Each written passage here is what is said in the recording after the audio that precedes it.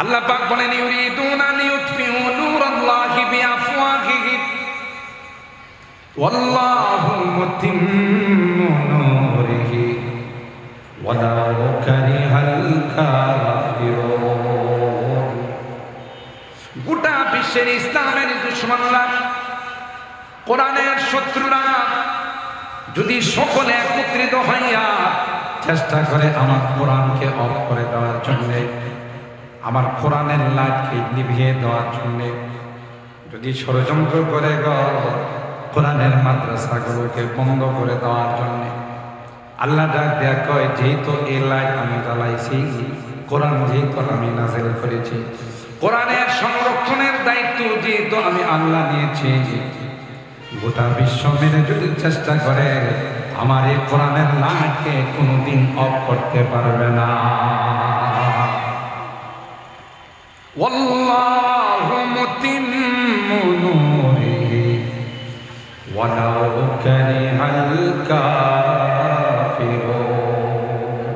এদের মনে চাক আর নাই চাক, আমি আমার এই লাইটকে, আমার এই নূরকে, কোরআনের বাতিকে আমি কমপ্লিট করেই ছাড়ব। সুবহানাল্লাহ। এজন্য যতই ষড়যন্ত্র হচ্ছে, গোটা বিশ্বের কোরআনের মাদ্রাসা কমতেছে না বাড়তেছে? বলেন বলেন বলেন। যত বেশি ষড়যন্ত্র হবে ততই কোরআনের মাদ্রাসা বাড়তে থাকবে। জোরে বলুন ঠিক কিনা? কোরআনের পাখিদের সংখ্যা দিন দিন বাড়বে। আমি তো আমার অনেক বয়ানে বলি, ষড়যন্ত্রের মাত্রা যত বেশি বাড়বে তত হাফেজের সংখ্যা, হাফেজের বয়স কমতে থাকবে। এখন তো 6 বছরের বাচ্চাদের আমরা নিজেরাই মাথায় পাগড়ি দিচ্ছি। 6 বছরের বাচ্চা তো ঠিক মতো কথা বলতে জানে না, ঠিক মতো কাপড় চোপড় পরতে জানে না, কিন্তু আমার আল্লাহ কয় তার সিনার মধ্যে কুদরতি ভাবে আমি আল্লাহ কোরআন ঢুকাই দিলাম। রিদল্লি তালিবিল ইলম আও কামা ক্বালা আলাইহিস সালাতু ওয়াসসালাম। বারাকাল্লাহু লানা ওয়া লাকুম ফিল কুরআনিল আযীম ونفعنا وإياكم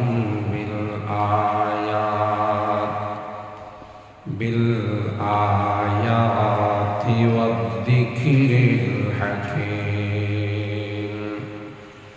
صدق الله العظيم وصدق رسوله النبي الكريم ونحن على ذلك لمن الشاهدين والشاكرين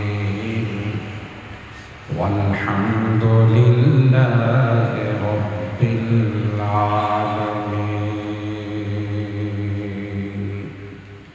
محبতের সাথে সকলে দরুদ শরীফ। اللهم صل على محمد وعلى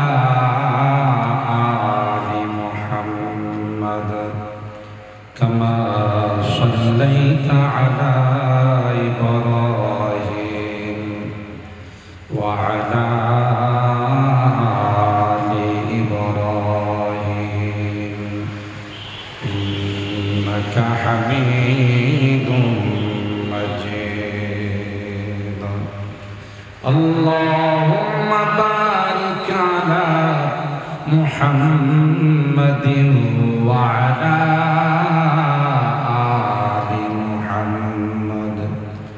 كما باركت على إبراهيم وعلى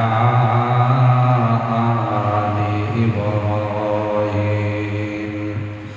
إنك حميد مجيد. الحمد لله ثم الحمد لله. ঐতিহ্যবাহী মাদ্রাসায় আশরাফিয়া দৌলতপুর চারগাঁও বাহুবল হবিগঞ্জ এর উদ্যোগে আয়োজিত 2 দিন ব্যাপী 19তম বার্ষিক ইসলামী মহাসম্মেলনে শেষ দিনের সম্মানিত সদর হযরতুল আল্লাহ আল্লামা জহুর আলী সাহেব মুহতামিম শামসুল উলুম মাদ্রাসা চুনারুলা আলহাজ মোহাম্মদ আরজুমিয়া সাহেব প্রতিষ্ঠাতা সভাপতি অত্র মাদ্রাসা হযরত উলামায়ে কেরাম বেরাদারান ইসলাম পর্দার আড়ালের মা ও বোনেরা, আল্লাহ পাকের দরবারে লাখো কোটি শুকরিয়া যে রব্বে কায়নাত অগণিত অসংখ্য মানুষ থেকে নির্বাচিত করে আমাদের কিছু মানুষকে পবিত্র রজবুল মুআজ্জম মাসের আজকের দিনের শেষ অংশে আসরের নামাজ জামাতের সাথে আদায় করে আজকের এই জান্নাতি বরকতি কোরআনী মাহফিলে আসার বসার তৌফিক দান করেছেন। এই জন্যে অন্তরের অন্তঃস্থল থেকে কালিমাতুশ শুকর আদায় করে জোরে সুরে বলি আলহামদুলিল্লাহ। সম্মানিত সুধী, আজকের মাহফিলে অনেক বুজুর্গ উলামায়ে কেরাম মেহমান হিসাবে উপস্থিত হবেন ইনশাআল্লাহ। বাদ মাগরিব খতিবে বাঙ্গাল হযরতুল আল্লামা জুনায়েদ আল হাবিব সাহেব বয়ান করবেন। উদীয়মান তরুণ আলেমে দ্বীন মুফতি আলী হাসান ওসামা সাহেব বাদশাহ বয়ান করবেন। হযরত মাওলানা শরীফুজ্জামান রাজীবপুরী সাহেব তিনিও আলোচনা করবেন। তাই আমি খুব সংক্ষিপ্ত সময়ে আমার বিষয়বস্তু বিজ্ঞ উপস্থাপক আলোচনা করেছেন ইসলামী শিক্ষার গুরুত্ব ও তাৎপর্য। এই বিষয়ের উপর কয়েকটি কথা আপনাদের খিদমতে আরজ করার আশা রাখি।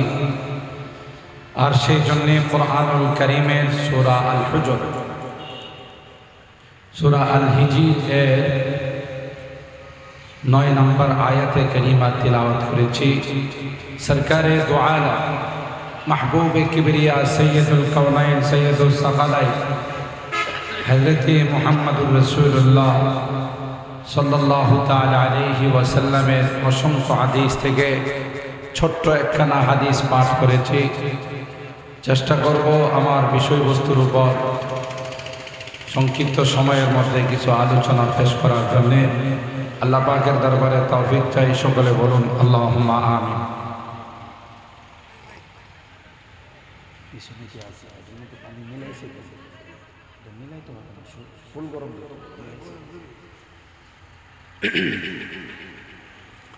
সম্মানিত সুধী,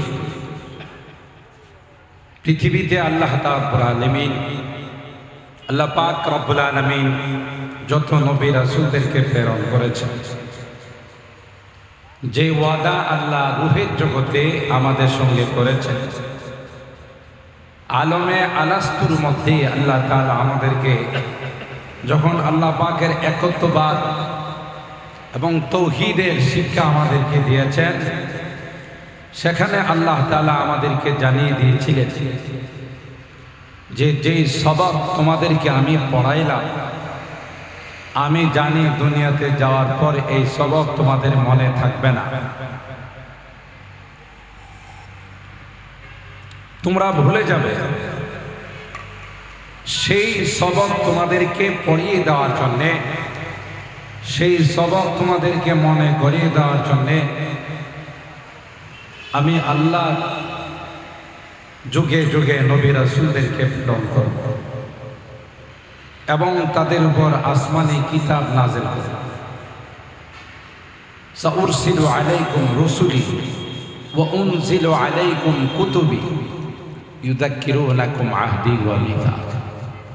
যারা গিয়ে তোমাদেরকে আমার এই অঙ্গীকার স্মরণ করে দেবে, সেই ধারাবাহিকতায় হযরতে আদম আলা নবিয়িনা আলাইহিস সালাতু ওয়াস সালাম থেকে নিয়ে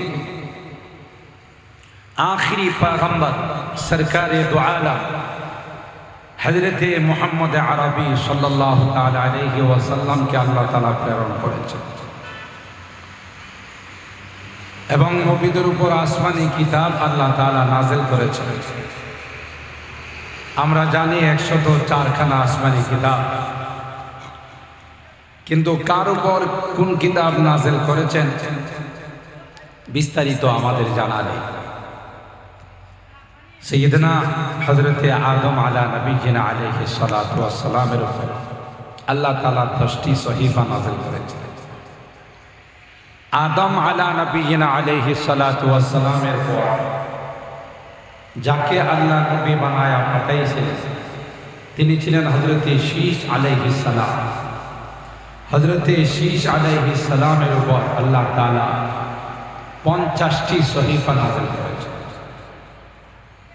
হযরতে ইদ্রিস আলাইহিস সালামের উপর আল্লাহ তাআলা 30টি সহিফা নাযিল করেছেন। 50 আর 30 এখানে হলো 80। আদম আলাইহিস সালামের উপর 10, 90 আর 10টি সহিফা হযরতে ইব্রাহিম আলাইহিস সালামের উপর নাযিল করেছেন। এই হলো টোটাল 100 আসমানি কিতাব। আর 4খানা কিতাব বড় বড় আসমানি কিতাব আল্লাহ তাআলা নাযিল করেছেন। তাওরাত হযরতে মুসা আলাইহিস সালামের উপর, জবুর হযরতে দাউদ আলাইহিস সালামের উপর, ইনজিল সাইয়্যিদনা হযরতে ঈসা আলা নবিয়িনা আলাইহিস সালাতু ওয়াস সালাম। সর্বকালে সর্বযুগে সর্বশেষ নবী, সর্বশ্রেষ্ঠ নবী, যার উপর সর্বকালের সর্বযুগের সর্বশ্রেষ্ঠ গ্রন্থ আল কোরআন আল্লাহ নাযিল করেছেন। সুবহানাল্লাহ। কোন আসমানি কিতাবের সংরক্ষণের দায়িত্ব আল্লাহ নেন না। এই জন্য পৃথিবীতে কোনো আসমানি কিতাব খুঁজে পাবেন না যে কিতাব অরিজিনাল আল্লাহ পাক যেভাবে নাযিল করেছেন সেভাবে আছে। সব কিতাবের মধ্যে রদ বদল করে যাচ্ছে, পরিবর্তন করে যাচ্ছে। কিন্তু একমাত্র কেবলমাত্র শুধুমাত্র আল কোরআন ওই কিতাব যে কিতাবের 1500 বছর পূর্ব থেকে নিয়ে আজ পর্যন্ত এবং কিয়ামত পর্যন্ত একটা আয়াত তো দূরের কথা, একটা লাইন তো দূরের কথা, একটা জের জবর নুকতার কেউ পরিবর্তন ঘটাইতে পারে। সুবহানাল্লাহ। কেন? আল্লাহ বলেন ইন্না নাহনু নাযালনা যিকরা ওয়া ইন্না লাহু লাহাফিজুন। কোরআন আমি আল্লাহ নাযিল করেছি এবং এই কোরআনের সংরক্ষণের দায়িত্ব আমি আল্লাহ নিলাম। আল্লাহর হাবিব সরকারে দু আলম হযরত মুহাম্মদুর রাসূলুল্লাহ সাল্লাল্লাহু আলাইহি ওয়াসাল্লামকে যখন আল্লাহ পাক হেরা গুহায় নিয়ে সর্বপ্রথম ওহী নাযিল করলেন, পয়গম্বর ঘরে ভালো লাগে না। আম্মা জান খাদিজাকে বলল, খাদিজা কেন জানে আমার ঘরে ভালো লাগে না। সুবহানাল্লাহ। 40 বছর বয়সে আল্লাহ পাক রব্বুল আলামিন তার হাবিবকে হেরা গুহায় নিয়ে গেলেন। ওখানে গিয়ে আল্লাহ পয়গম্বর সময় কাটান, সাধনা করেন। হঠাৎ করে আল্লাহর হাবিবের সামনে একজন উপস্থিত হয়ে গেলেন। উপস্থিত হইয়া আল্লাহর হাবিবকে বলেন, ইকরা ইয়া মুহাম্মদ, আপনি পড়ুন গো, আমার সঙ্গে আপনি তিলাওয়াত করুন। আল্লাহর হাবিবের জবাব ছিল, মা আনা বিকারিন, আমি কি করে পড়ব? আমি তো কোনোদিন কারো কাছে শিক্ষা অর্জন করি নাই, কোনো মাদ্রাসায় যায় নাই, কোনো টিচারের কাছে যায় নাই, আমি কিভাবে তিলাওয়াত করব? হযরত জিবরাইল আলাইহিস সালাম আল্লাহর হাবিবকে জড়াইয়া ধরে সিনার সঙ্গে সিনা লাগাইয়া জোরে ছাপ দিয়া ছেড়ে দিয়ে বললেন, ইকরা ইয়া মুহাম্মদ,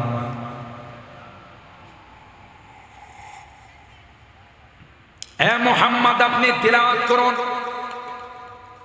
আল্লাহর হাবিবের একই জবাব, মা আনা বিকারিন, ভাই আমি পড়ব কেমন করে, আমি তো কারো কাছে পড়ি নাই। তৃতীয়বার আবার সিনার সঙ্গে জড়াইয়া একই প্রশ্ন, ইকরা ইয়া মুহাম্মদ আপনি পড়ুন।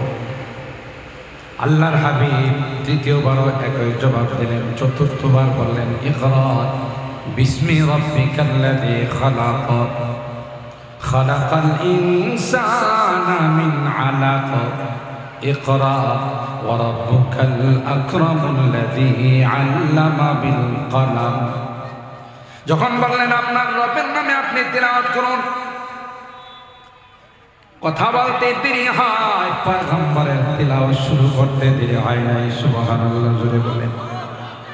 যখন বলা হলো আপনার রবের নামে আপনি তিলাওয়াত করুন, সাথে সাথে আল্লাহর নবীর জবান আল্লাহ খুলে দিলেন, তিনি তিলাওয়াত শুরু করে দিলেন। এবার আল্লাহর হাবিব জিবরাইলের সঙ্গে বারবার ঠোঁট নাড়াচাড়া করেন, বারবার তেলাওয়াত করেন। আল্লাহ পাক তার হাবিবকে জবাব দিলেন, আমার হাবিব কুরআন আমি নাযিল করেছি, এই কোরআন আপনার সিনায় সংরক্ষণের দায়িত্ব আমার। আপনি তাড়াহুড়া করবেন না, কোরআন যেন আপনার সিনার থেকে চলে না যায়, কোরআন যেন আপনি ভুলে না যান, সেই ব্যবস্থা করার দায়িত্ব হলো আমি আল্লাহ।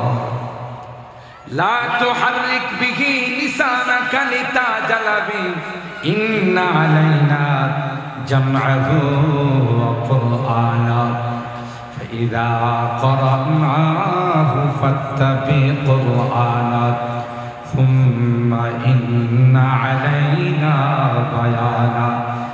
এ আমার হাবিব, তাড়াহুড়া করবেন না।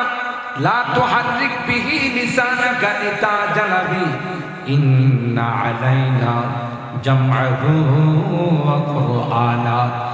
এই কোরআন আপনার সিনায় জমা করে দেওয়া, আপনার সিনায় সংরক্ষণ করে দেওয়া, আপনার মুখস্থ করে দেওয়ার দায়িত্ব হলো আমি আল্লাহ। শুধু তাই নয়, কিভাবে তিলাওয়াত করতে হবে। ফাইযা ক্বরানাহু ফাত্তাবি' কুরআনা। জিবরাইল যখন আপনার সামনে তিলাওয়াত করবে, আপনি শুধু ফলো করেন, শুধু দেখেন কিভাবে জিবরাইল কোন আয়াত কোন অক্ষর কিভাবে তিলাওয়াত করে। ফাইযা ক্বরানাহু বিলিসানি জিবরাইল ফাত্তাবি' কুরআনা। তার তিলাওয়াতকে আপনি ফলো করুন। আর কোরআনের প্রত্যেকটি আয়াতের কি অর্থ হবে, কি ব্যাখ্যা আর বিশ্লেষণ হবে, কি তাফসীর হবে, এটাও আমি আল্লাহর দায়িত্ব।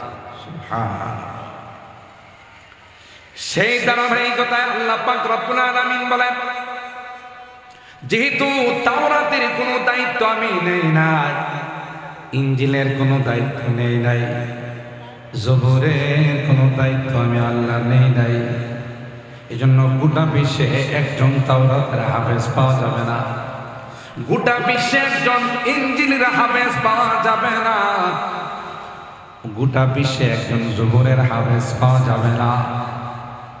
কিন্তু আল্লাহর মেহেরবানিতে 1 লক্ষ 2 লক্ষ নয়, 1 কোটি 2 কোটি নয়, অগণিত হাফেজে কোরআন গোটা বিশ্বের মধ্যে আল্লাহ পাক বানিয়ে দিয়েছেন। সুবহানাল্লাহ।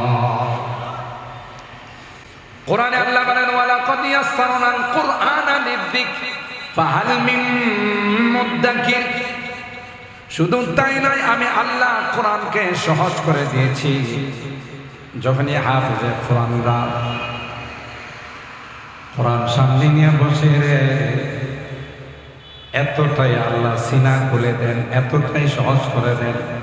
এমনও হাফেজ পৃথিবীর মধ্যে আছে যারা এক বৈঠকে আধা পারা কোরআন শোনায়। কত? আধা পারা, 10 পৃষ্ঠা।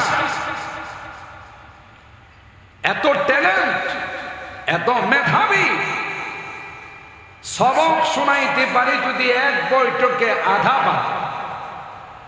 ওই বাচ্চাটার হাফেজ হইতে কয় মাস সময় লাগবে বলেন? বলে 2 মাস।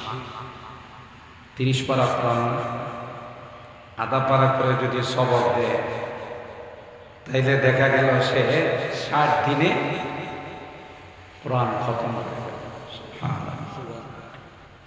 2 মাসে হাফেজ বানাইতে পারেন আল্লাহ। এটা দুনিয়ার কোন মানুষের কারিশমা নয়, এটা আসমানের মালিক আল্লাহ কুদরত ছাড়া বিকল্প কিছু নয়।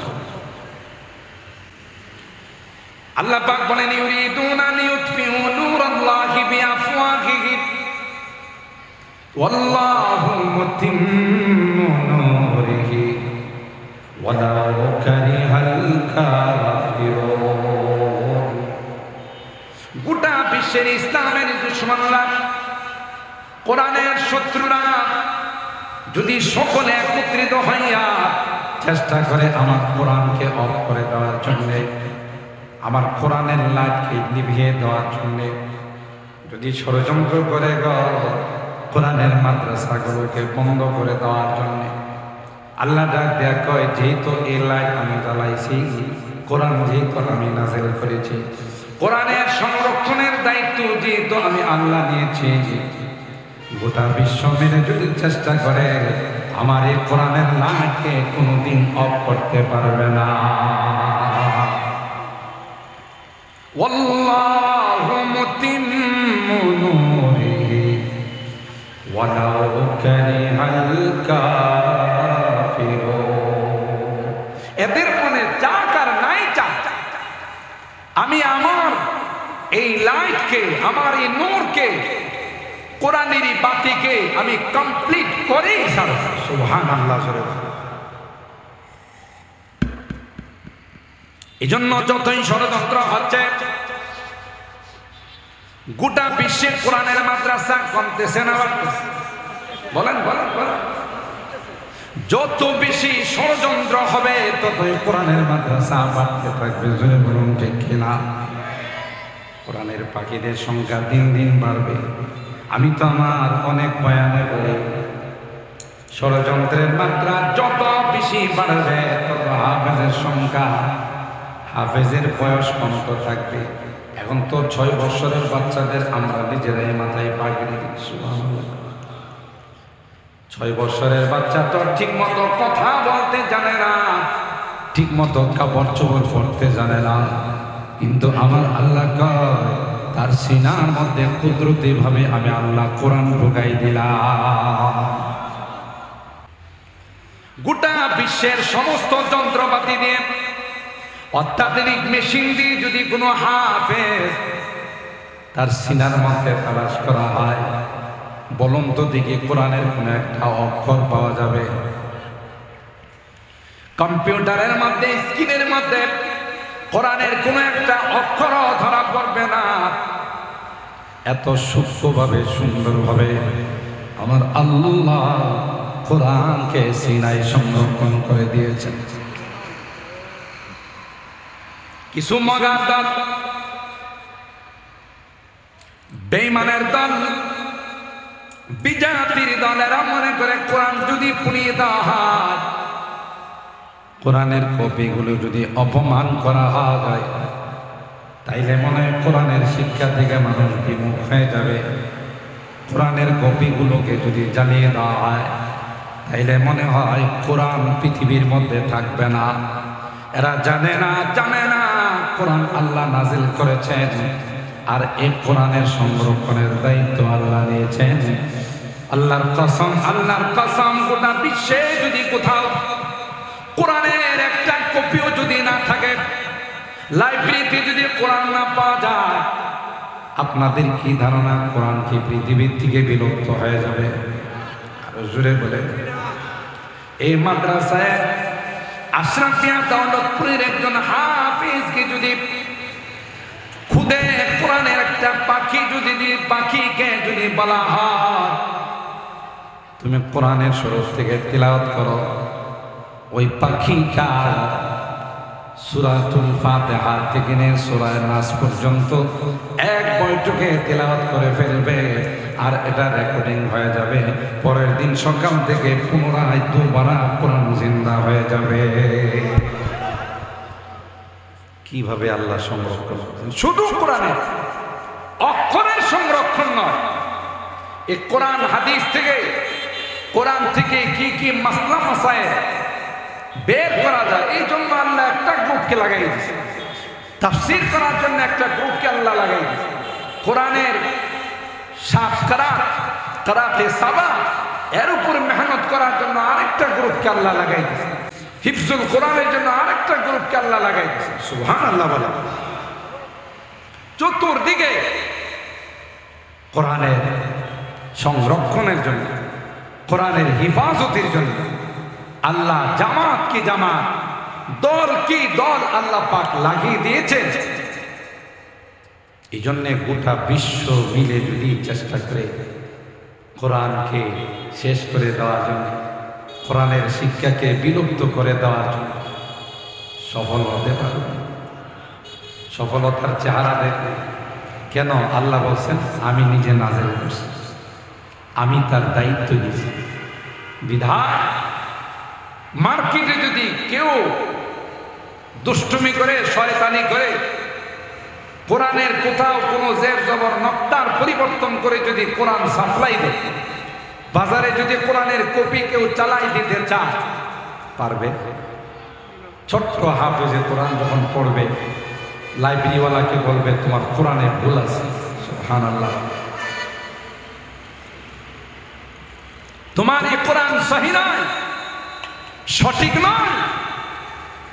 কে বা কারা শয়তানি করে এখানে গলত কোরআন মার্কেটের মধ্যে সাপ্লাই দিয়েছে, কোরআন আমি মানি না। কথা বলেন ঠিক কিনা? এমন সুন্দর সংরক্ষণের ব্যবস্থা আল্লাহ। সাহাবী এসে আল্লাহর হাবিবকে বললেন মাতাসা, ওগো আল্লাহর পয়গম্বর, কিয়ামত কখন হবে?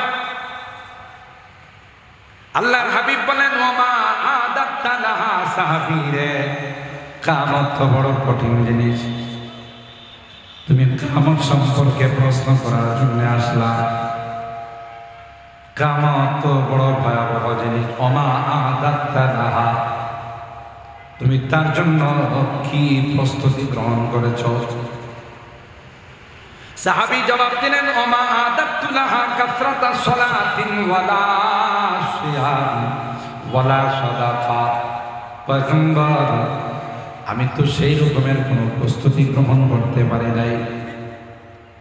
ব্যস্ত মানুষ, কাজের মানুষ আল্লাহর হাবিব, আমি তো ফরজগুলো আদায় করি, সুন্নতে মুআক্কাদা এবং ওয়াজিবাতগুলো আদায় করি, এর বাহিরে আমি কোনো কিছু করতে পারি না। আমার তেমন কোনো প্রস্তুতি নাই। তবে একটা সম্বল আছে, সেই সম্বলটা হলো ওয়ালাকিন্নী উহিব্বুল্লাহ ওয়া রাসূলা। এ আল্লাহর হাবিব, আমার কাছে যে সম্বল, সেই সম্বল হলো উহিব্বুল্লাহ ওয়া রাসূলা, আমি আল্লাহ এবং আল্লাহর হাবিবকে ভালোবাসি। সুবহানাল্লাহ। কোরআনে আল্লাহ দুইটা এক্সাম্পল দিয়েছেন, দুইটা দৃষ্টান্ত দিয়েছেন। সূরা তাহরিমের মধ্যে আল্লাহ কয়, যে যাকে অন্তর দেয়া ভালোবাসে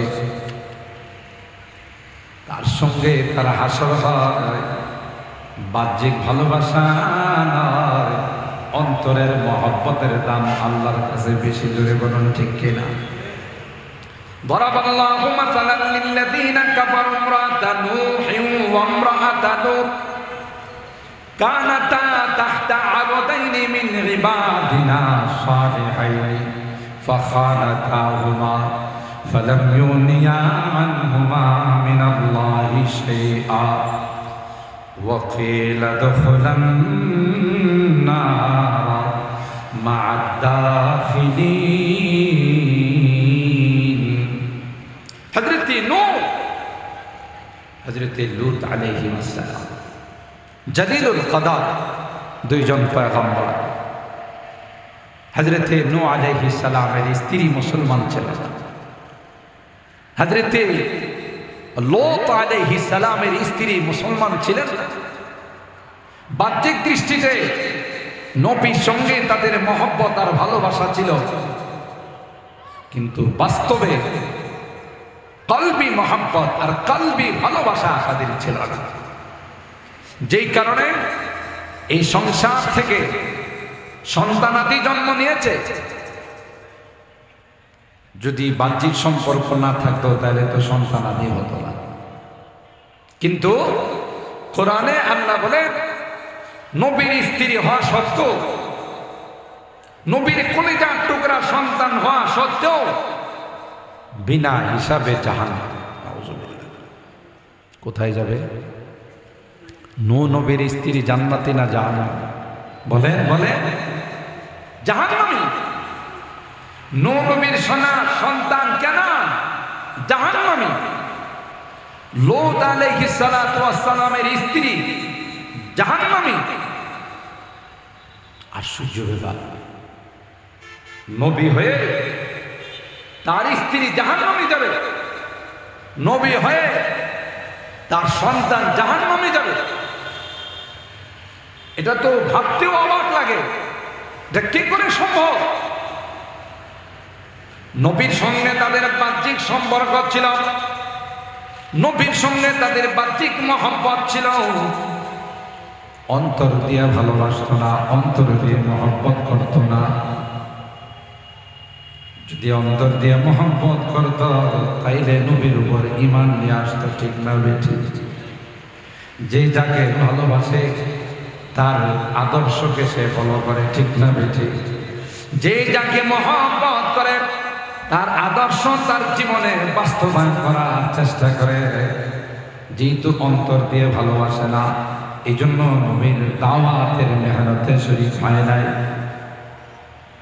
হযরতে নূহ আলাইহিস সালাম সন্তান কেনানকে বলল, যখন এই বন্যা শুরু হয়ে গেল, প্লাবন শুরু হয়ে গেল, হযরতে নূহ পয়গম্বর সন্তান কেনানকে বলল, ক্বালা ইয়া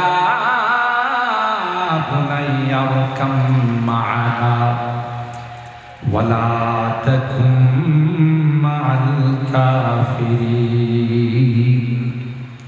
এ কলিজার টুকরা সন্তান কেনান, এখনো সময় আছে, কলমা পড়ে তুমি আমার নৌকার মধ্যে সওয়ার হয়ে যাও, আমার বাহনের মধ্যে তুমি চলে আসো। বদমাশি পোড়া কপাল্লা কেনান হযরত নূহকে ডাক দিয়া বলে, ক্বালা সাআবি ইলা জাবালি আশমুনি মিনাল মা। না না, বন্যার পানি যতই বেশি হবে তোমার কিস্তিতে আমার গোটা লাগবে না, আমি পাহাড়ের চূড়ার উপর গিয়ে আশ্রয় নেব। নাউজুবিল্লাহ। আল্লাহর গজব আসলে কেউ বাঁচতে পারে? বলে উপায় আছে? গজবের হাত থেকে কেউ বাঁচার কোনো সিস্টেম আছে? মাঝে মধ্যে আমাদের উপর যখন কোনো গজব আসে, তো আমাদের উপরস্থ কর্মকর্তা যারা আছে, দেশ পরিচালনার দায়িত্বে যারা আছে, এরা এমন এমন শব্দ ব্যবহার করে, যেই শব্দ ব্যবহারের কারণে গজব যাবে তো দূরের কথা, গজবের মাত্রা আরো বাড়ে। যেমন দেশে যদি কোথাও বন্যা পরিস্থিতির শুরু হয়, তখন আমাদের উপরস্থ কর্মকর্তারা বলে যে এই বন্যা মোকাবেলা করার মতো যথেষ্ট প্রস্তুতি আমাদের আছে। আরো আসতে না, নাউজুবিল্লাহ। বন্যা আসে কার হুকুমে? আর একটু জোরে বলেন। সিডর আইলা ঘূর্ণিঝড় সমুদ্র থেকে যখন আসা শুরু হয়, তখন আমাদের কর্মকর্তারা বলে যে এই সিডর, এই ঘূর্ণিঝড়কে মোকাবেলা করার মতো যথেষ্ট প্রস্তুতি আমাদের আছে। নাউজুবিল্লাহ। আল্লাহর গজবের মোকাবেলা করার কোনো ক্ষমতা পৃথিবীর কার আছে? কওমে আদ, কওমে সামুদ, নবী তাদেরকে বললেন যদি ঈমানদার না হও আল্লাহর গজব তোমাদের উপরে আসবে। এরা এত শক্তিশালী ছিল, এরা বিশাল বিশাল পাথরগুলোকে নিজের পায়ের গোড়ালি দিয়ে টুকরো টুকরো করে বাড়ি বানাইত। আল্লাহু আকবার। শক্তি কম ছিল না, বেশি ছিল। বিশাল বিশাল পাথর, যেই পাথরগুলো এখন টুকরো টুকরো করার জন্য মেশিনের সাহায্য নিতে হয়, এদের মেশিনের দরকার হতো না। বড় কোনো পাথরকে যদি টুকরা টুকরা করার দরকার হতো, পায়ের গোড়ালি দিয়ে আঘাত করলে পাথরগুলো টুকরা টুকরা হয়ে যেত। নবীর দাওয়াতে সাড়া দেয় না, ঈমানদার হয় না, তখন তাদেরকে বলা হলো আল্লাহর আযাব আসবে। তোমরা যদি আল্লাহর কথা না মানো আল্লাহর শাস্তি তোমাদের উপর আসবে। শক্তির বাহাদুরি দেখাইয়া এরা তখন বলতে লাগলো, মান আশাদ্দু মিন্না কুওয়া, আমাদেরকে শাস্তি দিবে কে আমাদের চেয়ে শক্তিশালী আছে? নাউযুবিল্লাহ বলে, আমরাই তো সবচেয়ে বেশি শক্তিশালী, তাই আমাদেরকে শাস্তি দেওয়ার মতো কেউ নাই, কেউ আমাদেরকে শাস্তি দিতে পারবে না। নাউযুবিল্লাহ।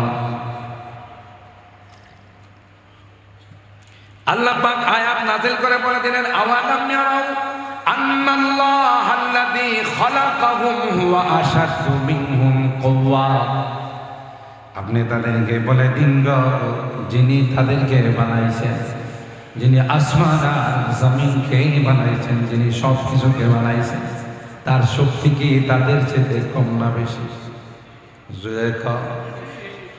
তোমাদেরকে যিনি বানাইছেন তার শক্তি কি তোমাদের চেয়ে কম না বেশি?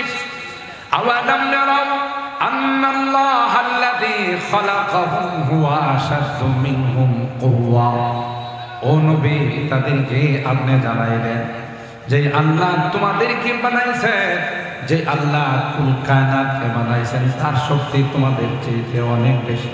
শক্তির বাহাদুরি করো না, শক্তি আল্লাহর কাছে তোমাদের টিকবে না। জোরে বলেন ঠিক কিনা? এরা নবী যখন বলল তোমাদের উপরে শাস্তি আসবে, পজিশন নিয়ে দাঁড়ায় গেছে। নবীরই বলে, বলো তোমার খোদাকে শাস্তি পাঠাবে। নাউযুবিল্লাহ। আমরা তার মোকাবেলা করব, কারণ আমাদের চেয়ে শক্তিশালী আর কোনো সৃষ্টি নাই।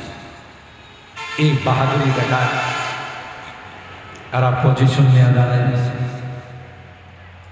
নবী বললেন যে গজব তোমাদের উপরে আসতেছে।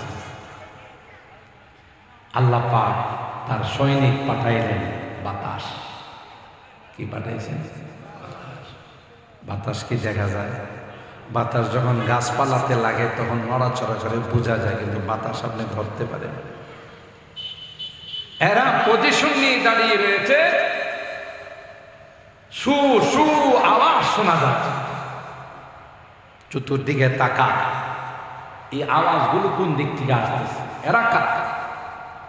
কিছুক্ষণ পর এই বাতাস আয়সা তাদেরকে একবার আসমানের দিকে নিয়ে যায়, আবার ওখান থেকে মুখ উপর করে জমিনের মধ্যে ফালা, আবার নেয়, আবার ফালা।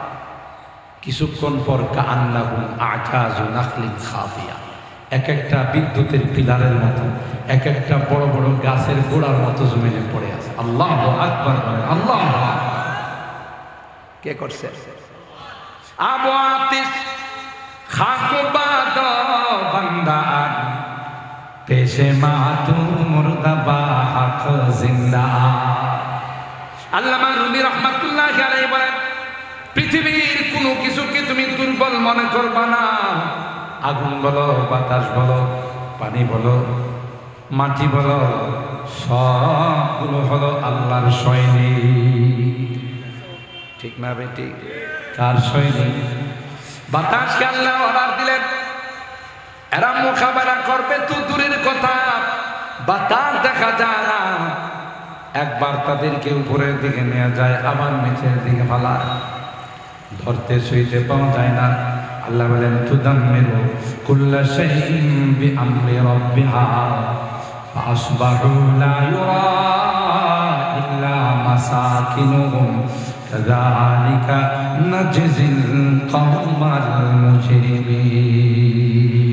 যেদিকে যায় সেদিকে সমান করে চলে যায়। মোকাবেলা করার ক্ষমতা পৃথিবীর কারো। যখনই কোনো গজব আসবে তখন আল্লাহর কাছে আত্মসমর্পণ করতে হবে, সারেন্ডার করতে হবে, তাওবা করতে হবে, দোয়া করতে হবে যে আল্লাহ, আমাদের নাফরমানির কারণে, আমাদের গুনার কারণে এই গজব আসছে, এই মোকাবেলা করার ক্ষমতা আমাদের না, আপনি আমাদেরকে নিজ কুদরতে হেফাজত করেন। ঠিক না? আমার ভাইরা সময় কম। ওই কানান হযরত নূহ পয়গম্বর কি জবাব দিল? না না না, তোমার কিস্তিতে যাওয়া লাগবে না, আমি তো পাহাড়ের চূড়ার উপর চলে যাব। হযরত নূহ পয়গম্বর বললেন, না, লা আসিমাল ইয়াওমা মিন আমরিল্লাহি ইল্লা মান রাহিম ওয়া হালা বাইনাহুমাল মাওজু ফাকানা মিনাল মুগরাকিন। বাপ বেটার কথা চলছে, হঠাৎ করে একটা বিশাল আকৃতির ঢেউ হযরত নূহের সামনে তার সন্তানটাকে ডুবায় মেরে ফেলেছে। ঠিক হযরত নূহের স্ত্রীকেও আল্লাহ জাহান্নামে দিবেন। আর এদিক দিয়ে দেখেন বিশ্ব সন্ত্রাস মিস্টার ফেরাউন লক্ষ লক্ষ সন্তানকে হত্যা করেছে নিজের ক্ষমতা টিকে রাখার জন্য। নিজেকে রব দাবি করছে, তার ঘরে আল্লাহ পাক এমন একজন নেককার দিনদার আবেদা জাহেদা সালেহা স্ত্রী পাঠিয়ে দিয়েছেন, যার নাম হযরত আসিয়া রাহিমাহুল্লাহ। হযরত আসিয়া আলাইহার রহমা। হযরত আসিয়া ফেরাউনের ঘর সংসার করে মিশরের ফাসলিটি রানী, কিন্তু অন্তর দিয়ে হযরত মুসা পয়গম্বরকে মহব্বত করেন। সুবহানাল্লাহ। অন্তর দিয়ে দ্বীনকে ভালোবাসে, ইসলামকে ভালোবাসে, আল্লাহকে ভালোবাসে। অনেক লম্বা কাহিনী, আমি শুধু টুক টুক করে যাচ্ছি, টুক করে আপনাদেরকে বলে যাচ্ছি। হযরত আসিয়া ইসলামের খবর যখন ফেরাউন শুনল যে আসিয়া আমার ঘরে থাকে, মুসা নবীরে বিশ্বাস করে, আসিয়া এক আল্লাহকে বিশ্বাস করে, আমাকে রব বলে মানে না। হযরত আসিয়াকে শাস্তি দেওয়ার জন্য ফেরাউনের চিরাচরিত অভ্যাস অনুযায়ী ফেরাউন যখন কাউকে শাস্তি দিতে চায় তখন উত্তপ্ত বালুর মধ্যে তাকে উলঙ্গ করে শোয়ায়। উলঙ্গ করে শোয়া দুই হাতের মধ্যে দুই পেরাক মারে, দুই পায়ের মধ্যে দুইটা পেরাক মারে। এই জন্য কোরআনে আল্লাহ বলেন ওয়াফিরআউনা যিল আওতার, পেরাকওয়ালা ফেরাউন। হযরত আসিয়াকে যখন এইভাবে শাস্তি দেওয়ার জন্য, অপমানিত করার জন্য ষড়যন্ত্র করলো, আসিয়া আল্লাহর কাছে হাত তুলে দোয়া করলো, রব্বি বিনি ইনদাকা বাইতান ফিল জান্নাহ ওয়া নাজ্জিনি মিন ফিরআউনা ওয়া আমালিহি ওয়া নাজ্জিনি মিনাল কওমিজ যালিমিন।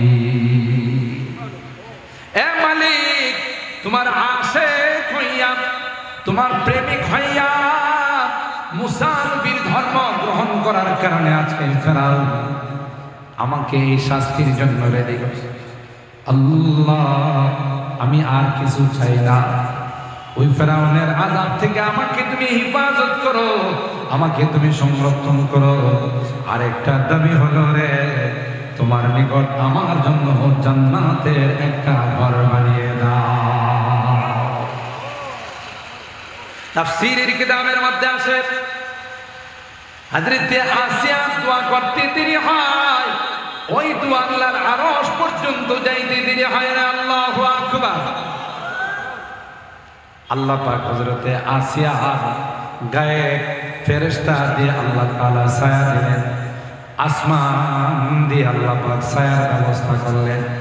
ফেরাউন হযরত আসিয়াকে শাস্তি দেওয়ার আগে আল্লাহ পাক আসিয়াকে তার দরবারে ডেকে নিয়ে গেলেন। সুবহানাল্লাহ। এই মহব্বত কলবি মহব্বত ছিল, আন্তরিক ভালোবাসা ছিল, যার দরুন আসিয়া দুনিয়াতে থাকতেই আল্লাহর জান্নাতের মেহমান। আল্লাহু আকবার। মুহতারাম হাজিরিন, সময় শেষ। আমি যে বিষয়টা এই আমার আলোচনার মধ্যে আপনাদের খিদমতে আরজ করতে চাই,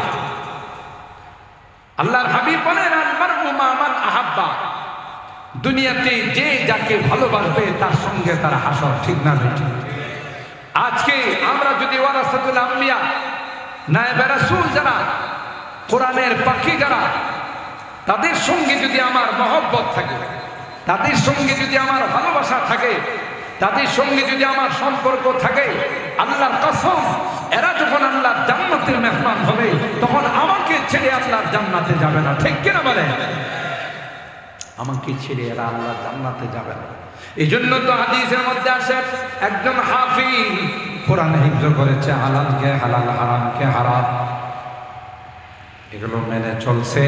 কিয়ামতের কঠিন ময়দানে আল্লাহ পাক শুধু হাফিজে কোরআন তাকে এমন পাওয়ার দিবেন যে মানুষগুলো জাহান্নামের ফয়সালা হয়ে গেছে, জাহান্নামের কাতারে দাঁড়িয়ে আছে, আল্লাহ বলবেন হাফিজ তুমি এমন 10 জনকে সুপারিশ করে জান্নাতের মেহমান বানায় দাও যাদের উপরে জাহান্নাম ওয়াজিব হয়ে গেছে।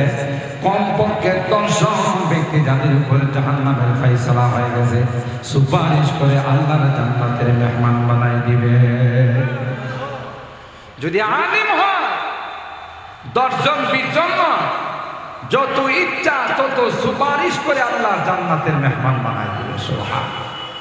ও ভাই, যতদিন বেঁচে থাকবো ততদিন কোরআনের সঙ্গে মহব্বত রাখবো ইনশাআল্লাহ। বলেন হাত তুলেন, হাত তুলেন, হাত তুলেন। আল্লাহ আমরা হাত তুলে ওয়াদা করতেছি যতদিন পৃথিবীতে থাকবো ততদিন এই কোরআনকে ভালোবাসবো, কোরআনের মাদ্রাসাকে ভালোবাসবো, ইসলামী শিক্ষাকে গুরুত্ব দিব।